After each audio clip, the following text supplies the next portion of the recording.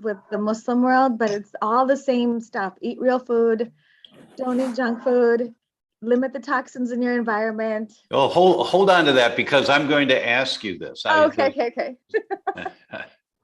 Yeah, it's great.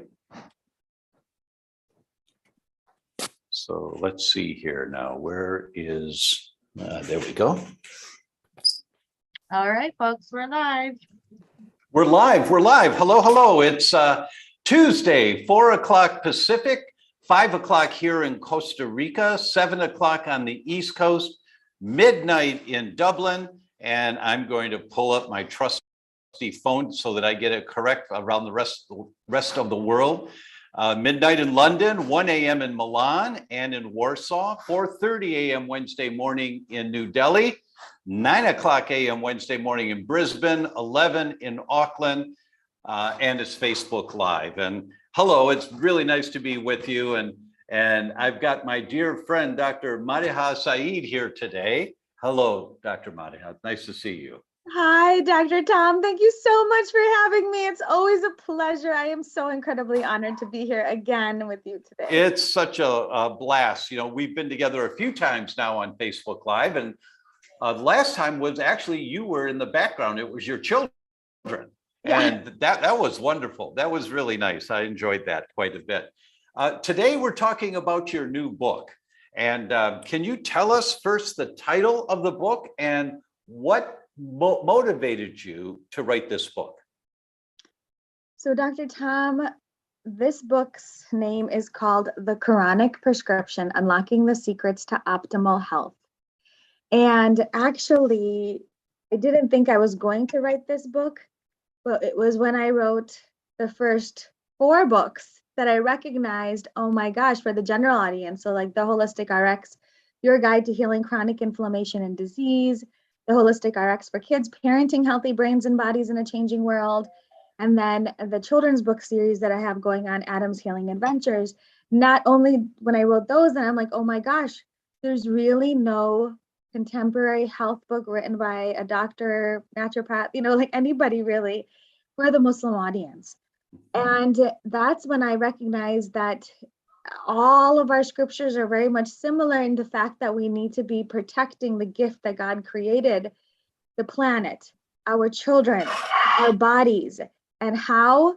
By eating real food, limiting the toxins in your environment, lowering like the artificial foods, sleeping, stress management, optimizing the social health and spiritual health through gratitude and positivity, that all of these pieces really do integrate in almost all of these religions, including Islam. So I thought, you know what, why not me write this book? That's a really interesting thought process. And for me, when my team asked me if they could invite you to Facebook Live, I said, of course, for Dr. Madiha, anytime is fine. And then when they told me what it was about, I said, really?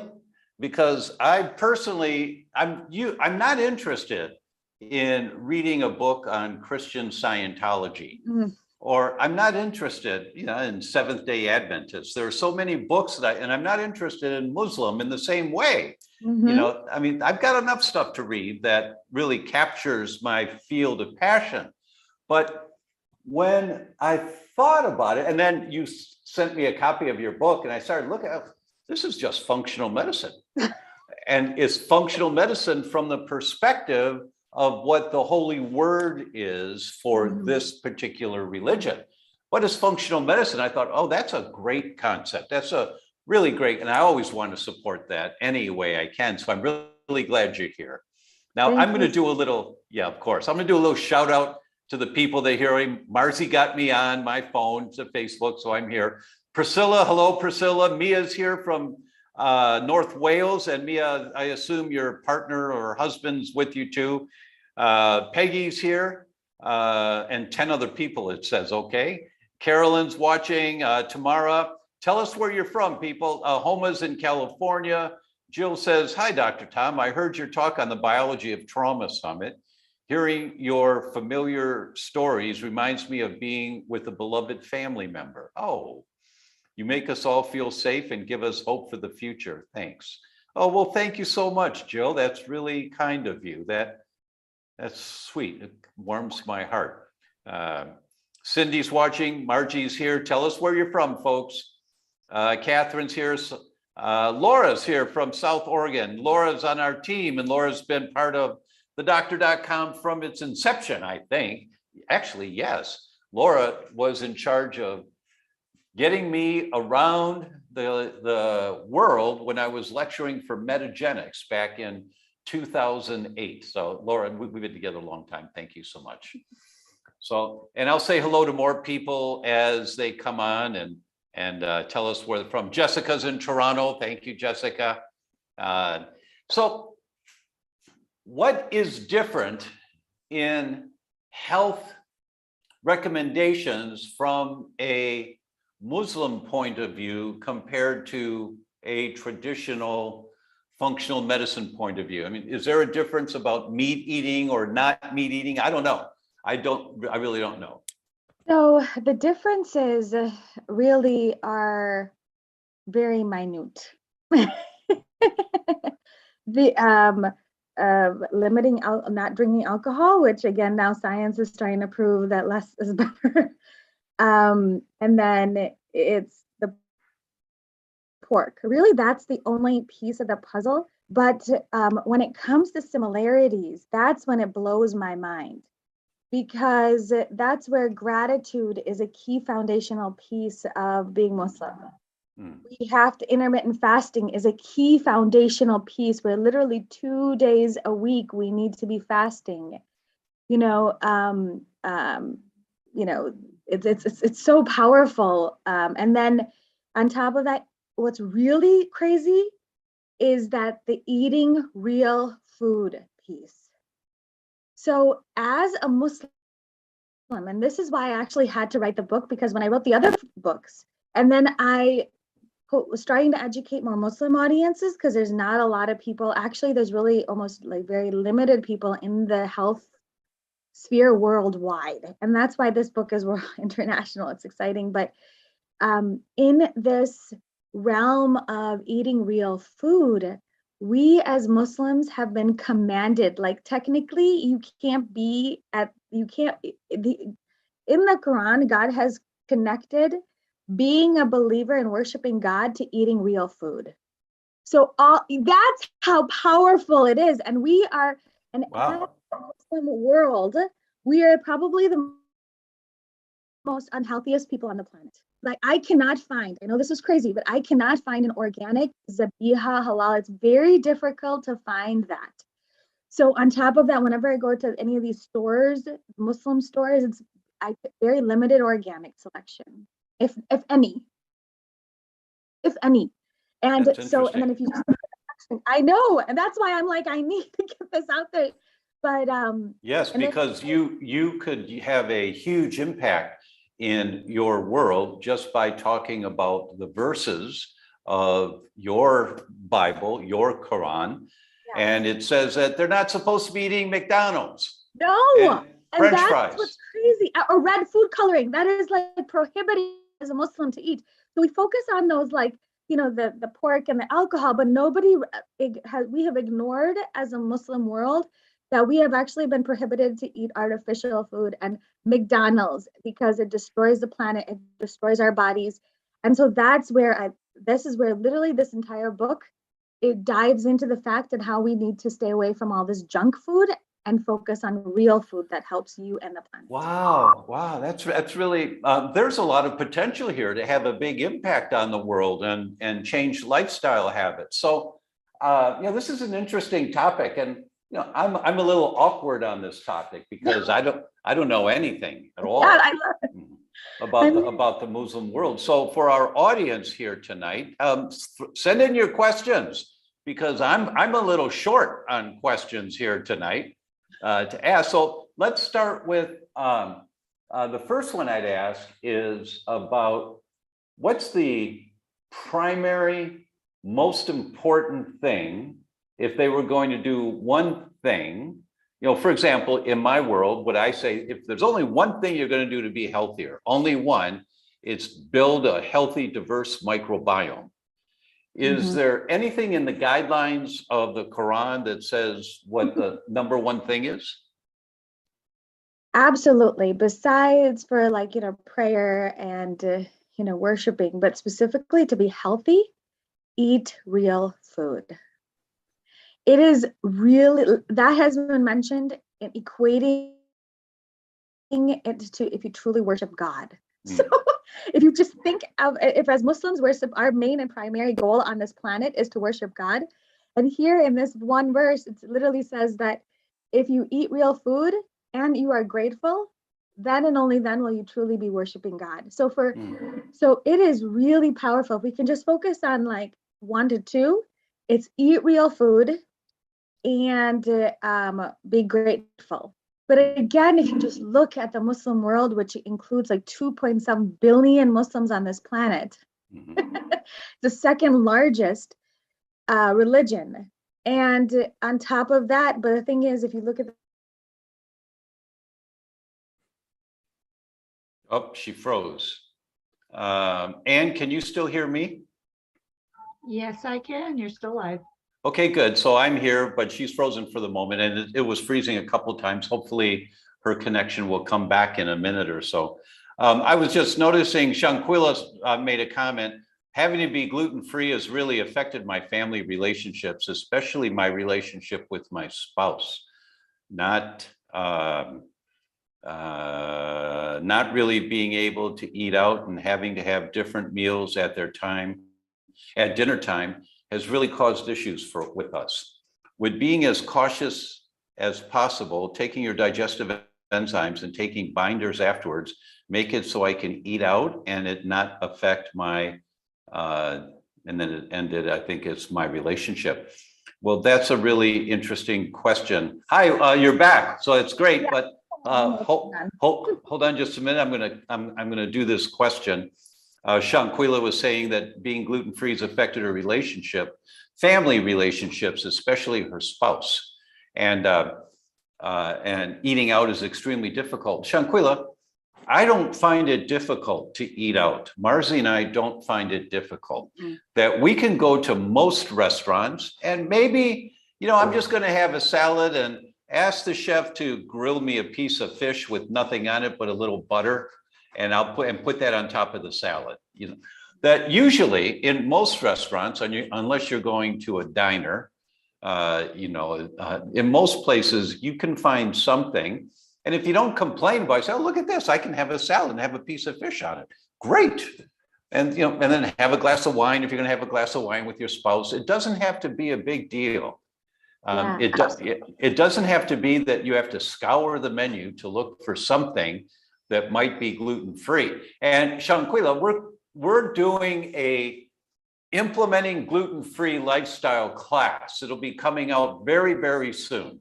We'll send the announcement out probably within the next couple of weeks. We may have a teaser that we can send out now. If so, Anne will post it. And if not, if it's not quite ready yet, then we'll have it out within the next couple of weeks. So hold on. I love that. Yeah. And I wanted to just throw that out there that I live a lifestyle gluten-free. And so I know in my own household, our relationship actually improved by go gluten-free because my husband would have some of these like anger outbursts sometimes, and it really affected our relationship. So not until COVID hit and I really like made him even gluten-free. This is just a side note. And now we're expecting baby number 5. So therefore, it's actually improved my relationship because he doesn't have those anger outbursts. It's really when you're on the same page. For me, it literally changed my life. So just a side note on relationships. Marvelous, marvelous. And yeah, so it doesn't have to be that difficult. Sometimes it's a real nuisance when you look at the menu, you go, oh God, there's going to be nothing here at all. And I've had that experience before. When I travel, airports are usually like that. And most of you have heard me talk about how critical it is to eat organic all the time. And when you don't, you're being exposed to insecticides and pesticides and fungicides and rodenticides, and these things accumulate in our body. And that's a primary reason for the increase in all of the autoimmune diseases It's 4 to 9% a year, every year, depending on which autoimmune disease you're talking about.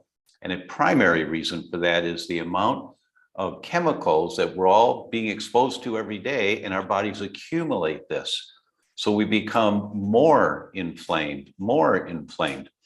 So, all that kind of stuff goes through my mind, but then I say, no, I have to eat. I have to eat something. So I'm going to order that salad, and I'm going to bless the food, and I'm going to eat it, and it's going to serve me. And I try my best to shift my mindset. I purposely, I'm not going to order something like Krispy Kremes, right? Oh, can't even imagine. Oh, I was in Chicago a couple of weeks ago, and I found the best coffee shop I've ever experienced in the world. And Where? In Evanston. What? Oh, in Evanston. Marzi and I have gone to many, many coffee shops around the world. And this one, they've got great coffee. They have almond milk, coconut milk, oat milk, and they've got gluten-free breads, and they've got great sandwiches on those breads, and the bread doesn't fall apart. And they've got gluten-free donuts that were unbelievably good. Okay, Dr. Tom, right after this, I think I'm need to go because I'm in the Chicagoland area. So I know you are. I know. Where do you need to go? It's called Backlot Coffee in Evanston. It's remarkable. There's a line outside most of the day, starting when they open in the morning, and even at 10:30 in the morning, there's a line outside. At 3 in the afternoon, there's a line outside, but it moves quickly. But it was a really nice experience. So I guess my talking about donuts means even I fall prey once in a while to a really good chocolate donut. Oh man, that was that good. I actually bought them all. There were like 10 of them left. I bought 10 because I was going to a men's group meeting of mine that I belong to. So I brought them all donut, and they just looked at me. You're bringing us donuts? I mean, they've known me for many years, and I'm not the guy that's going to bring them wheat. So I said, yeah, well, they're gluten-free. No, they taste like cardboard. No, you guys might like these. And they were gone quickly. Wow. So yes, there's so many options now. We're so very thankful. We are. So many options. And I know that you live more in the western suburbs, but it's a destination coffee shop. It's worth the drive to have the experience there. I would definitely go because my kids haven't had donuts in a long time. Oh, yeah, and these were really good. So I hope that gives you a little bit of guidance on your question about going gluten-free, Shanquila. You're not alone out there, and you just don't have to make a big deal out of it most of the time. Not that you are, but there's some friction there. You should be able to go to an average restaurant, middle of the road type of restaurant, and find something on that menu that you can eat. You should be able to do that. And the answer to your question about enzymes, absolutely take the enzymes, absolutely, because we all get contaminated. Gluten-free products often are not gluten-free. Unfortunately, that's true. And there's 2 enzymes. We'll put the links here for Wheat Rescue and E3 Advanced Plus. And which one do you take? Well, Marzi and I take both, but E3 has something in it called bacteriophages, and they kill bad bacteria. So if your history is with gut symptoms, so if you've got more of like bloating or any type of gut symptoms, take the E3 as your protection against gluten and wheat. And if you didn't have gut symptoms, you got brain symptoms or skin or energy, then take the Wheat Rescue. But once again, Marzi and I take one of each at meals if we're going out and having gluten-free pasta somewhere. What about you, Dr. Madiha? What do you do if you're going to a restaurant? So actually, we do a lot of research before we go to a restaurant. And I pick those restaurants specifically because we really eat, again, non-GMO and organic. So, and then there are, exactly, taking those digestive enzymes if you go out, because there could be some cross-contamination, especially with my history of an autoimmune disease. I really try to be cautious with that. And but eating the non-GMO and organic now has been sort of commanded to me by the Quran. So that's the way I live and my family lives. And so I do a lot of research into those types of restaurants. I call ahead of time, figure out which ones are gluten-free, what their like process is. So I do, but then now I have this set of organic, non-GMO, gluten-free restaurants that are in the Chicagoland area. So those are my go-to now. Excellent. And so that's why I find, so for date night, I have certain restaurants that I'll go to, you know, with the kids there, I have some restaurants that I'll go to that have those gluten-free options. Mia on Facebook makes a really good comment. She says, you can afford this, but most cannot. What is your advice to the poorer people on the planet? That's a really good question, Mia, and I'm going to start and then pass it over to Dr. Madiha. But my first answer is, if you're in a situation where you can grow some of your own, Yes. that's always great to do. Even in the windowsill, to grow some parsley, you know, is always going to be helpful, or basil or rosemary, and they don't take up a lot of space. So that's the first thing that I would suggest. The second is eating gluten-free is not expensive. Eating gluten-free crap is expensive. That's key. That's the pasta and the cookies, you know, they're gluten-free And the and all of chips, that. And the chips, right. But gluten-free food means vegetables, wholesome meats, good fruits, you know, some grains, good grains. Most people do well with a little bit of rice and quinoa, things like that. So that's not expensive.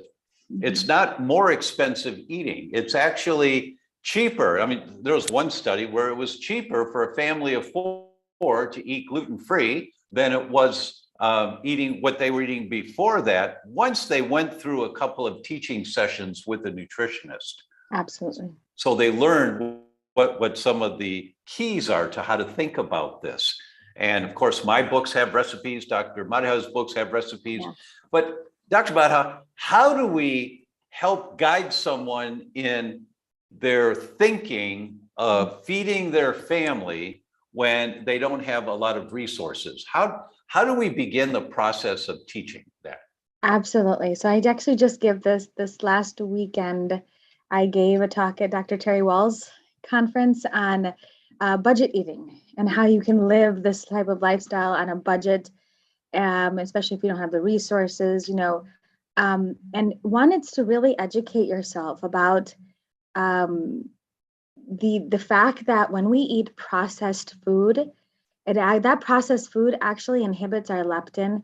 Leptin is a hormone for satiation. So when you go to that restaurant and you get that fluffy bread and you get all that, like, you know, even like the nacho chips or whatever, that all that processed stuff actually goes and inhibits your leptin. That actually makes your body doesn't know when it's satiated. So you actually end up eating more and more and more. But when you eat real food, real wholesome food actually fills you that need. It balances your hormone, it fixes the gut microbiome, it optimizes your immune system. Your body's not constantly looking for nutrients, so therefore you're not eating as often. So yes, the other stuff, the cheaper stuff may be cheap, but the thing is you're eating more quantity of that food versus when you eat real food, you're actually eating less food. So yes, you may be spending a little bit more money at the beginning, but then you're spending a lot less money on the quantity of the food that you're eating and consuming. So overall, it actually works out even. And so if I can educate people on that fact, because sometimes it's really difficult to get that, like, oh my God, no, I'm spending a little bit more money on grass-fed beef, or I'm spending more money on organic or vegetables, versus if I just go to McDonald's and get like a, you know, $5 menu item. So it's just by educating them about that then like that aha moment sort of happens. And then to recognize, I wanted to say that many of these foods, these processed foods that we eat, they're bred, if I can use the word, by PhD scientists, Mhm. food scientists, to stimulate the addiction centers in our body. So we want more and more and more. And they're empty calories. Yes. And when you eat empty calories, then your body is going to crave more volume because you need to get nourished, but the food's not nourishing, right? But the food is also stimulating. I want more, I want more, I want more. Those additives, right? The That's right. additives, MSG, we have sometimes even natural flavors have that, the natural flavors, we have no idea what's really in that. It really causes you to entice, but all of these additives actually incites your taste buds to even eat more and more food. So that's why when we eat processed foods, it does cause that. Yeah. So it's really important to eat real food. So Mia, I hope that gives you some food for thought. I guess that's a pun. I didn't plan that, but it's a bit of a pun. If you would, if you want to make a comment, ask another question, let's interact on that one. We've got a few really good questions from Instagram that came in. The first one is, Laura Sophia, all one word. It's on Instagram. Do you have any tips on how this relates to people with ADHD? Dr. Madiha, I'll let you start with that one. Absolutely. We know that for every one message that the brain sends down to the gut, there are 9 more messages that the gut sends down up to the brain. So if we can start with our gut, we can optimize our gut bacteria, we can reduce leaky gut and actually even reduce leaky brain. Which I know you talk a lot about in your books. So food is really important to optimize brain health.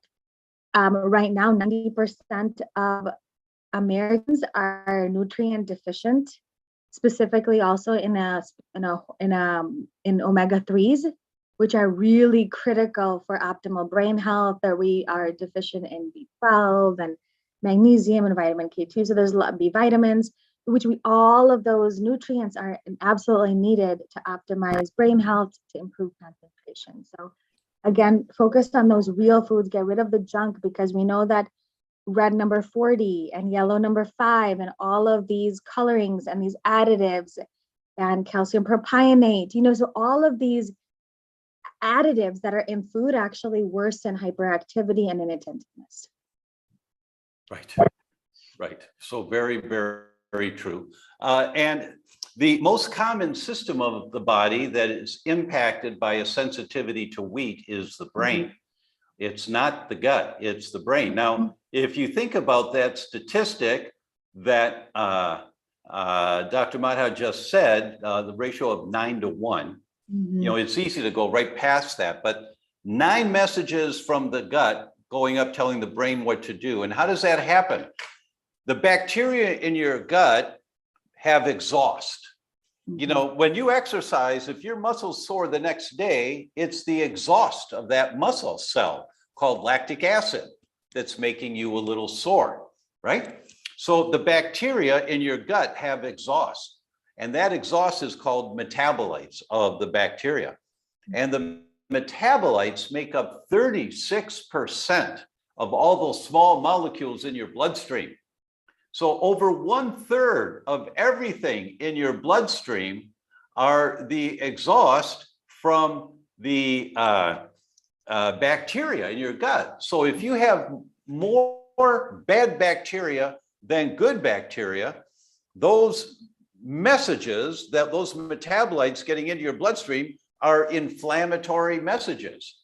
For every 1 message from the brain going down telling the gut what to do, there are 9 messages from the gut going up telling the brain what to do. That's why the health of your gut is so important. And I'd like to share my screen here, if you can make sure I can do that, because I want to show you guys. I just went through, oh gosh, I don't know, it's 100 and some slides. Let's see here to find the slides I want to show you about this attention deficit. Oh, we're going to stop for a minute, stop sharing screen. And I'm going to take my headset off to show we have a visitor. Come here. Yay! Oh my gosh! Here's Gio. Say hi, Dr. Madiha. Yeah, yeah. Oh my goodness. Oh, wow. Oh my God, he looks so much like you.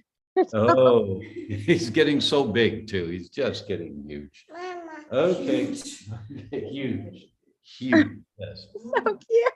All right, Oh, let's go back to sharing screen. Because I want to show you this. This is, there we go. Let's bring this one up here, just like this. And it's like, to a practitioner, which child do you want in your office? I mean, seriously. one, you go in and he's smiling. So the other one, you walk in and a hurricane has been through there, tearing everything up. And unfortunately, I think I was more of the child on the right growing up. I'm sure I would have been diagnosed with attention deficit and put on Ritalin if they had such a thing back then, I'm sure. But what I wanted to show you was this study, 6 months of a gluten-free diet, and it was 132 children diagnosed with attention deficit. 6 months on a gluten-free diet.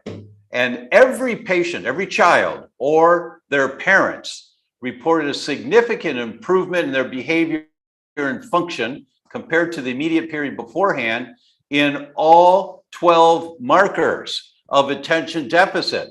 No close attention to detail, difficulty sustaining attention, fails to finish work, easily distracted, fidgets with hands, leaves seat, unduly noisy.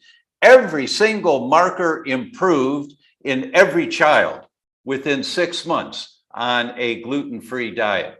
So there are many studies like that, so the question is, when would you just not check to see if a child has a sensitivity to wheat? Because it's so very common that they do, and the brain is the most sensitive system of the body that can be affected. And of course, the test is the wheat zoomer, because you zoom in on the problem. That is the test to do. It's the best quality test in the world today, and the most accurate. Anything else you'd like to add about the attention deficit question? No, I think that's really important. We know that there's been a 400% increase rise in antipsychotic medication that have been given to kids. Wow. 400% rise, Dr. Tom. So this is not, when your child has these symptoms, it's not an SSRI deficiency. It's not a stimulant deficiency. There's something going on in the lifestyle. So if we can really hone into what that is, and starting with their diet is key and foremost, because we talked about that connection between the gut and the brain, and then gluten-free is a huge piece. I think a lot of my patients, I actually had one patient, he was 14 years old, and he was put on 9 different antipsychotic medication in the course of 2 years for his ADHD, his depression, his anxiety. And I kid you not, this child was sitting on my couch, he was crying because of the fact that he was so miserable. He's like, I'm so tired that I'm finally tired, like, of being exhausted and sad. And he didn't want, really, when I told him about gluten-free, even dairy-free possibly, but starting gluten-free for sure, he started crying because I don't know how I can do that. And I kid you not, obviously we got simple blood work done and things like that. He was supposed to come back to me after 2 weeks after he got all of his blood work and all of allergy testing and all that stuff done. And in 2 weeks, he was actually smiling ear to ear. And this time his tears were happy tears, because he was able to, he's actually, I can't believe I'm finally happy. I'm able to focus. Wow. And so this is just within 2 weeks of going on a gluten-free diet. Yeah. And this is for someone who has been on an antipsychotic medication for over the last 9 different ones over the last 2 years. Yeah. He was actually put in a different school because of his inattentiveness and his irritation and anger issues. And now he actually, within the next couple months, he actually went back to his regular school. That's the power of diet and gratitude and positivity and functional medicine. Amen. That we just got to get to the underlying root cause, and then you can really change families. Amen to that. Amen. Jilly has a question. I wonder if Muslims have better health outcomes due to their dietary traditions, or are they the same as everyone else, meaning a certain percentage will fall prey to junk food? Unfortunately, right now, what I have noticed is that if you just look at the recent statistic, which is the Middle East and North Africa has the second highest increase in diabetes globally, and the number of people with the disease is projected to soar more than 95% by 2035. So I have found that diabetes and obesity is widespread in the Muslim world. And there's obviously a lot more now overfed people than there are underfed in like the third world countries. But nutrition has never really been first and foremost.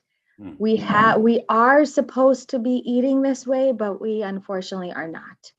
I know that when I went to Hajj, so Hajj is a time where it's like the pilgrimage to Mecca. We are supposed to be stripped down of our luxuries. And I was assuming that, oh my God, I'm just going to get real food here. I could not eat the entire 5 days of Hajj, or 5, 6 days where literally you're sleeping under tents and you're only wearing the very simple clothing and, praying and, meditating all day long. I could not eat any of that food because it was all processed. So I think our tradition, if we really stuck to our tradition and the religion, we would all be healthier. But unfortunately, because of the fact that this has not been mainstream and no one really has talked about it, that unfortunately we're just falling into prey like everybody else. Actually, one of my sister-in-law came from Kuwait, and she said we had never really eaten fruits and vegetables. Our food was literally Coca-Cola, chicken nuggets, cookies, and processed foods in Kuwait, where fruits and vegetables are very difficult to obtain. So it depends on where you are, of course. In Pakistan, it is a little bit easier. So again, it really depends on the, how much you actually have access to it. But there is a lot of junk, and still diabetes is on a rise in most of these countries. Another question, is anxiety related to gluten? I'll let you start with that one. Oh, absolutely. Absolutely. We just talked about it, the patient that I had. Absolutely. It is very much connected. And that's probably the first step that I would take with anybody dealing with anxiety, is to get rid of gluten from their diet. Next question, how do you get teenagers and a 6-year-old to eat healthy? Ooh, again, education, empowering them. So right from the very get-go, we would actually go to the grocery store and read labels. And when they didn't understand something, I never said if it was good or bad. I said, let's go home and research it. So obviously it was a little bit of knowledge over time that built up to, understanding the full label. Sometimes they still come up with things that they can't understand. But when they recognize that, oh my gosh, this is just a food-like substance and that's a chemical, it's not really a real food.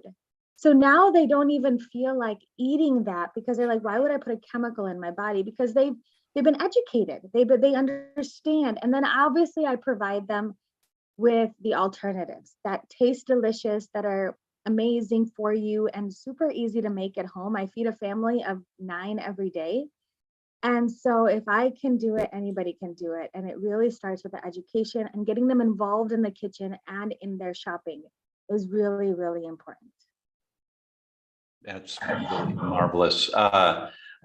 We have Kevin. Kevin says hello from North Wales. Hello, Kevin. Thanks for being here tonight.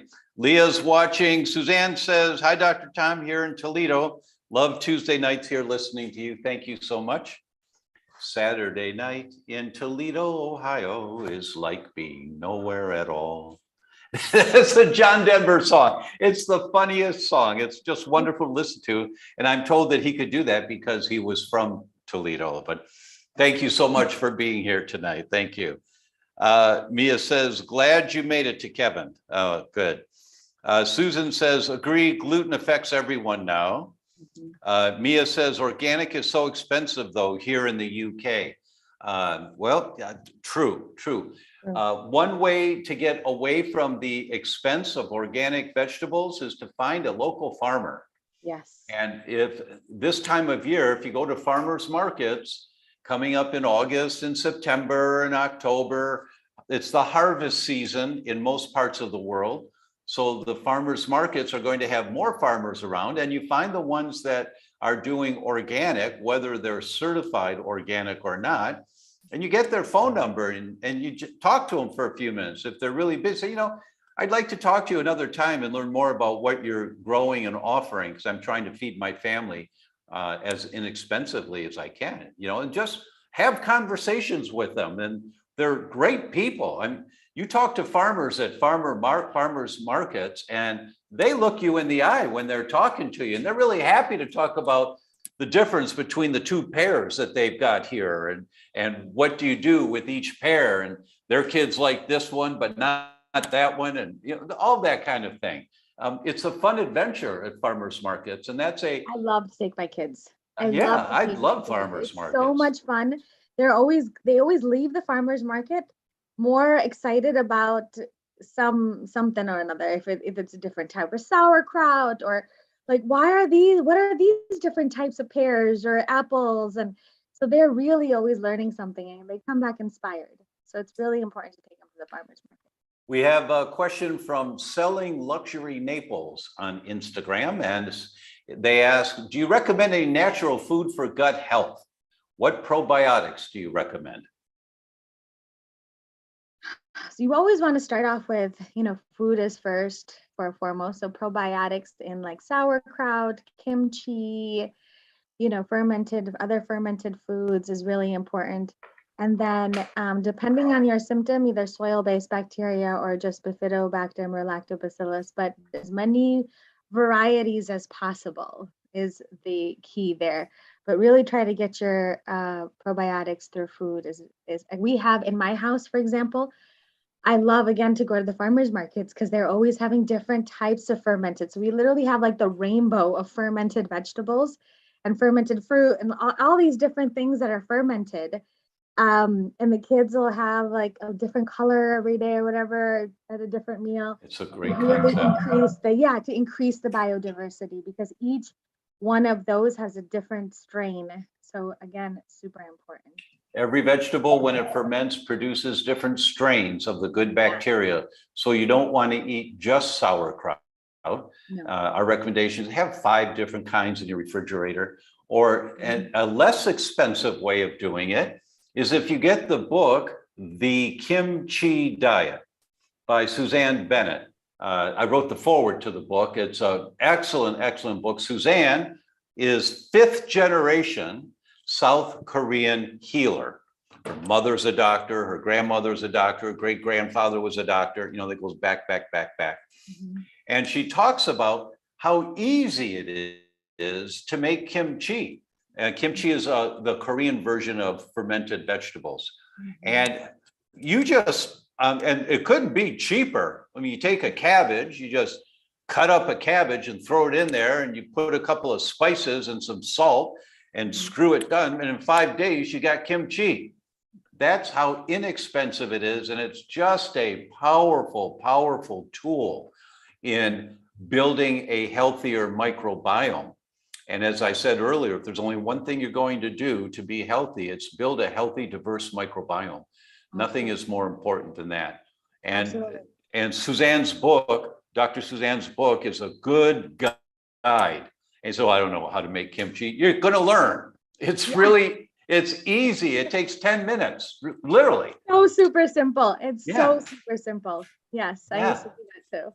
Yeah. And then also remember just to eat the rainbow. You're going to get a lot of those nutrients. And even, for example, Akkermansia, which blew my mind, which your Akkermansia only makes about 3%, 1 to 3% of your gut microbiome, but you need it for, you know, health. It lowers, you know, diabetes. It optimizes your cancer if you're taking treatments. It's really, really powerful for your body to optimize its immune system. And you get it through where? Like cranberries and pomegranates. So eating the rainbow is also really important to get different types of microbes that you might not even get from them. Absolutely, absolutely. And we recommend that people take a probiotic supplement Absolutely. when they go gluten-free Mhm. for a couple of months, Mhm. because 80% of the prebiotic in the Western diet comes from wheat. Not everything in wheat is bad for you, and prebiotics feed the probiotics. So if your diet was 80% feeding the good bacteria in your gut from wheat, and you take wheat out of your diet, you cause a deficiency right away. And Absolutely. so that's why you want to eat root vegetables and Mhm. fermented vegetables. But for a couple of months, we recommend, just to make sure you don't develop a deficiency here, why don't you supplement? And the supplement that we like to use in general is a spore. It's called Megaspore. Because the spore therapies will increase many different families of the good bacteria Varieties, yep. called the keystone species. So supplements have a place for a short period of time. But as Dr. Madiha is saying, the diet is where you really want to feed your microbiome long term. Next question. What about eating rice? Is it okay if you have leaky gut? Brown rice, wild rice? Dr. Madiha? I actually limit it specifically when I see my patients if they have a lot of leaky guts issues, because there's some mercury that can happen. A lot of my patients actually also have insulin resistance. But what I try to do is I avoid the rice or even actually grains for someone really trying to heal the gut. I avoid grains for a short period of time and then add it back in to see how you do. Is what I do, and I feel like most people do really well because one, it decreases the insulin resistance, it balances your hormone levels. It actually, what I also recognize that when you start eating grains and rices and different types of things, then you're not eating as many vegetables. So in my house, we really focus on vegetables, clean protein, and healthy fats. And then if you need something, then you can go for some of these gluten-free grains. But vegetables, clean protein, healthy fats, getting that fiber in first is really important.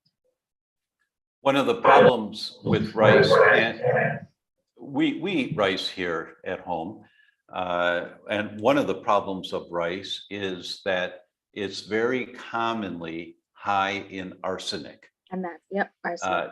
As we all know now, tuna is high in mercury.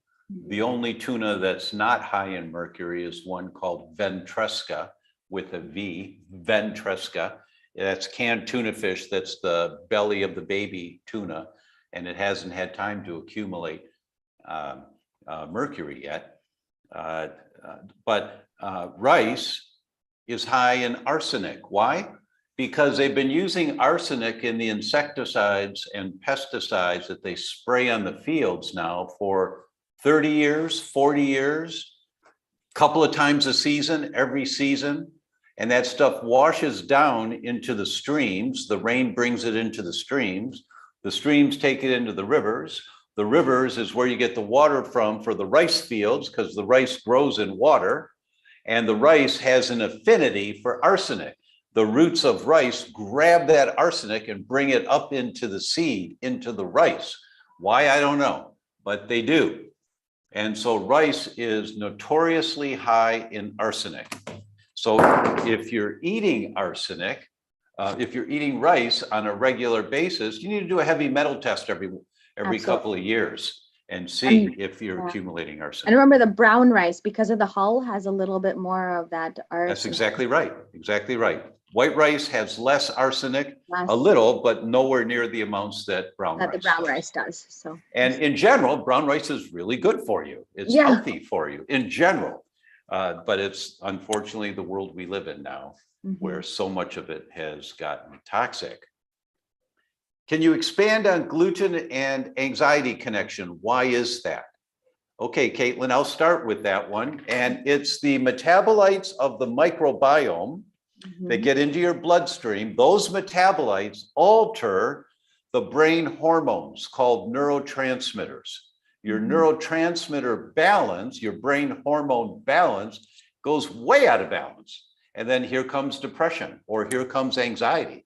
It's the same mechanism, just depends on which bad bacteria you've got in your gut, creating more dominant messages getting into your bloodstream, going up to your brain.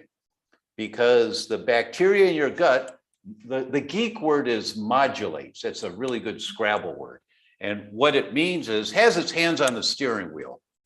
So the steering wheel of where your body is going, where your health is going, is controlled by the bacteria in your gut. Now just turn 5 degrees and 30 yards down you're off the road. And just have a little bit of bad bacteria in your gut. And you get these nasty thoughts that come up every once in a while that, it's not necessarily a personality that causes the problem. It's the messaging controlling the balance of brain hormones that is a primary problem in how gluten, as an example, impacts on anxiety. That's part of it.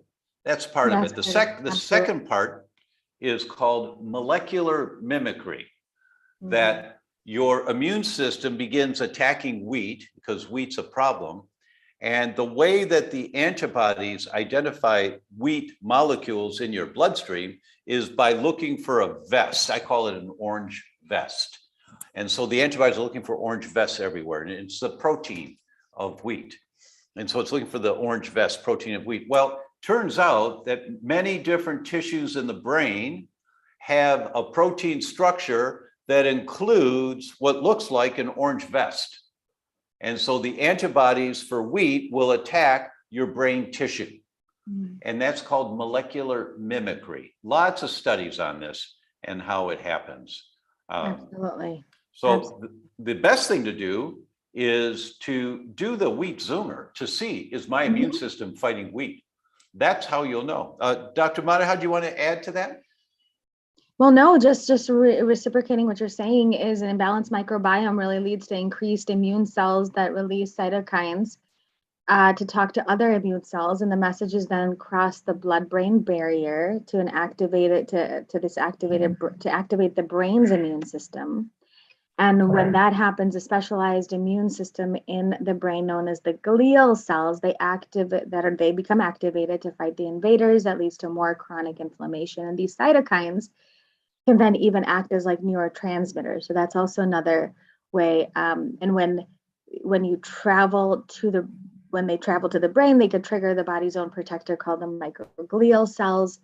And so really lead to the cytokines and activate this microglial that turn on an alert inflammatory mode, leading to dysregulation. And so this microglial activation can also lead to a lot of anxiety, depression, and other inflammation. So this just is like what I just find that the entire process is so fascinating, how it just starts in the gut and how that can go straight into the brain and can cause such dysregulation in the brain. So it's very, very powerful, and to understand that simple things that we can do can really help our brain and lower that inflammation in the brain. Dr. Madiha and I share this geekiness that there was a movie 30, 40 years ago about a human that got reduced to tiny size, and he went inside a human body and he's going through the bloodstream and all of that. And when she and I are reading some of these studies, we're actually putting ourselves inside the blood-brain barrier. Yes. To understand what the glial cell is doing. And how is it getting activated? And why is it getting, it's trying to protect me. Well, what's it trying to protect? Oh, it's because the brain's leaking and this stuff got in from the bloodstream into the brain that's not supposed to be there. So these guys are trying to protect me. Oh, these guys don't have high-powered rifles. They've got bazookas, the bazooka inside the brain. And that's where a lot of these brain dysfunction problems come from. Absolutely. Leaky gut gives leaky brain. Leaky brain allows these molecules to get into the brain that aren't supposed to be there. And the immune system inside the brain, we have 4 different immune systems. The one inside the brain that just is resting all the time unless somebody comes around that shouldn't be there, they fire a bazooka and Yeah. and So it's great. We wouldn't be here if we didn't have that kind of protection. The problem is we keep eating the garbage food. We keep mhm. having the environmental triggers that give us more leaky gut, that gives us more leaky brain, that gives us more of these molecules getting into the brain, activating more of the glial cells, more bazookas going off Mm, yeah. constantly. And the result is here comes anxiety, here comes depression, here Mhm, comes attention deficit, here comes seizures, here mhm. comes Parkinson's, here comes Alzheimer's, longer term. But that's the mechanism that contributes strongly to each one of those conditions that I just mentioned. Yep. Love it. That's why we're geeks together. That's I was why we like, like to I hang out know together. this works. That's right. It works really well. I have your protocol for repairing the gut. Can it be done without bone broth? Yes. I'm Mhm. doing the prebiotics and probiotics and colostrum and homemade applesauce. Way to go, Janet. Love it. Wow. Way to go, girl. Yes, that's great. Dr. Madiha, Caitlin's asking, thoughts on intermittent fasting? Oh, I love intermittent fasting. Specifically right now, there's a lot of what to do and not to do. Should we do it? Should adults do it? Or should women do it? Shouldn't women not do it? So, but again, because of where we are in the world today, with insulin resistance on the rise, 88% of adults in America are metabolically unstable. 88% are metabolically unstable. So to add fasting as part of your regimen is actually really beneficial, but you have to, everybody is a little bit different. You have to make sure, so see what works best for you. Some people work better with the 12. Some people work better with 6, 14, 14 hours of fasting. Some people it was 16. But the thing is, for women, you really want to just make sure, because but the benefits are so important to fasting: anti-tumor, anti-aging. It activates the NRF2. See, this is me going into gene pathways. Improves detoxification, stem cell activation, triggering new cell formation, increasing mitochondrial function, autophagy.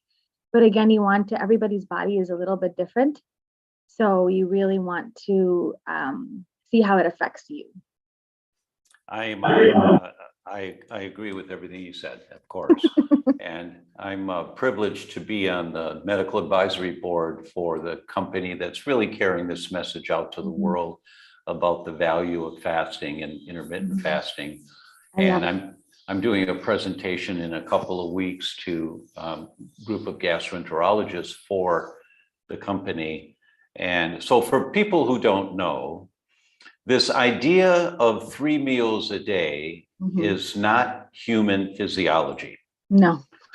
Now, it is necessary for most of us because we've eaten way too many carbohydrates and sugar in our lives.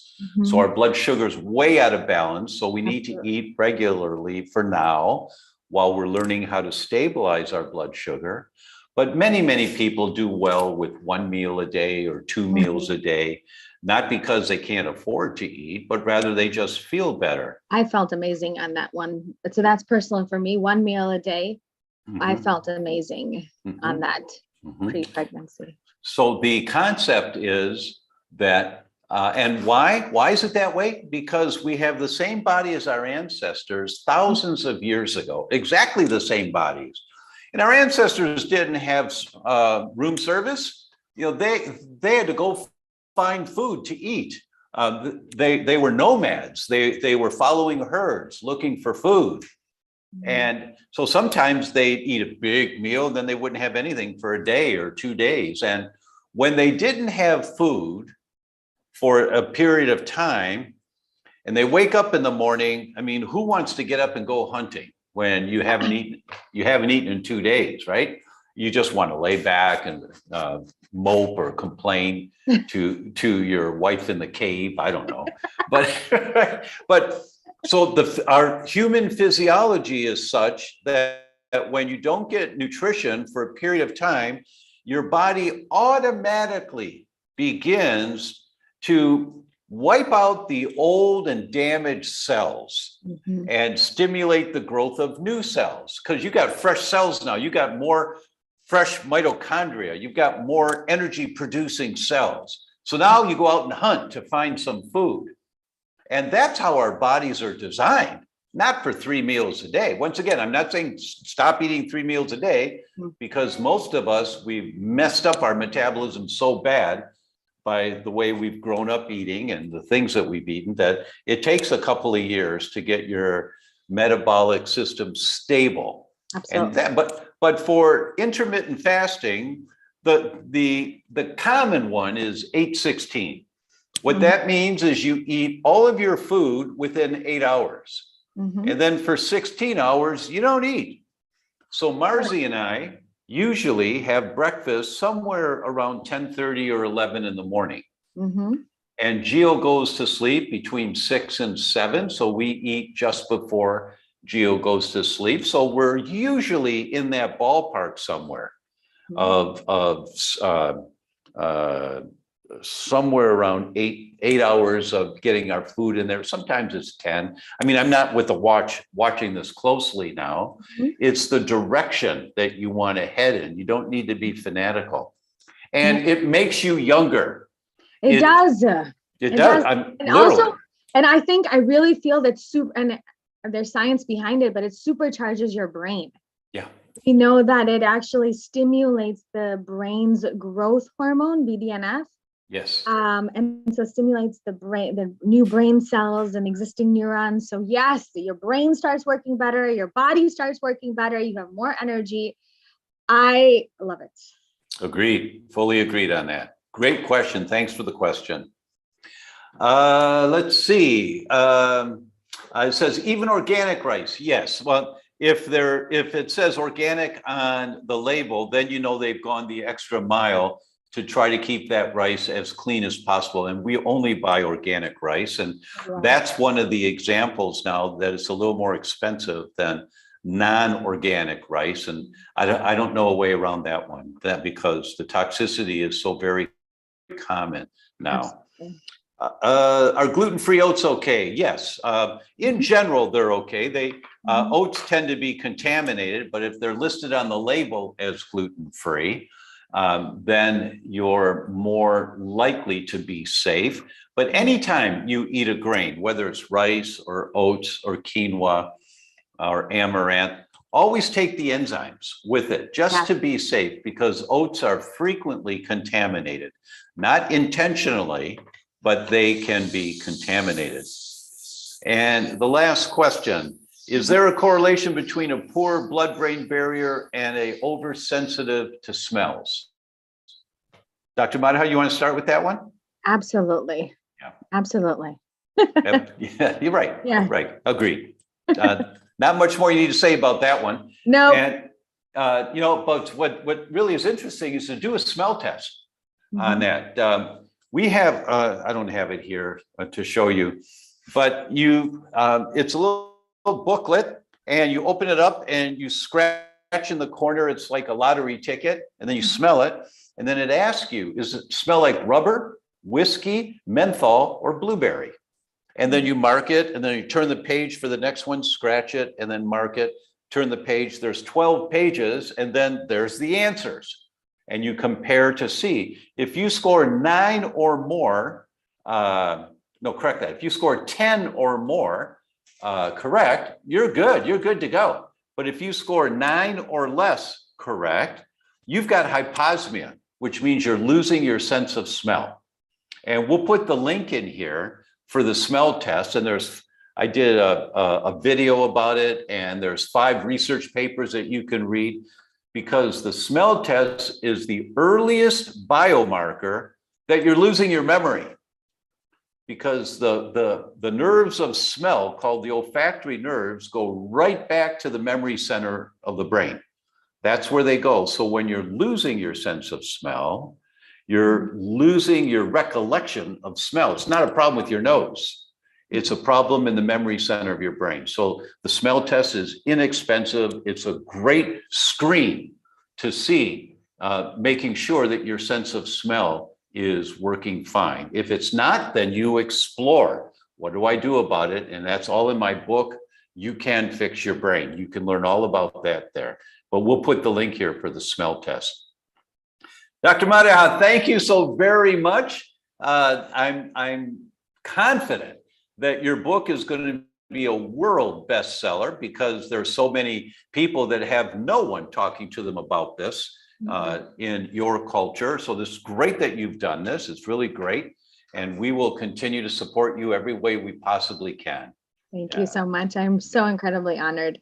And thank you again for all the amazing, tools that you throw out there and the ways that you support people, and your products are the best.